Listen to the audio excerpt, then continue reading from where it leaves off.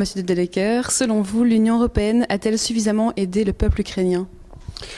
Certainement. Je crois que l'Union européenne n'est d'ailleurs qu'au début du soutien à une nouvelle forme un nouveau régime ukrainien qui, je l'espère, sera démocratique et qui va, je l'espère aussi, se développer pacifiquement malgré ces très très graves difficultés intérieures entre Ukrainiens un peu nationalistes et Ukrainiens russophones qui, eux, rêvent plutôt d'un rapprochement avec la Russie. Donc la situation de l'Ukraine est très difficile. Nous devons aider l'Ukraine à sortir de cette situation difficile, mais tout en veillant à garder, nous, Union européenne et pays de l'Union européenne, de bonnes relations avec la Russie.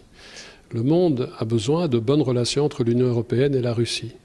Mais cela doit servir à aider l'Ukraine, mais nos bonnes relations avec la Russie sont aussi nécessaires pour régler des problèmes compliqués, comme le Moyen-Orient, comme la crise en Syrie, comme la question de l'Iran et de sa volonté de développer des armes nucléaires.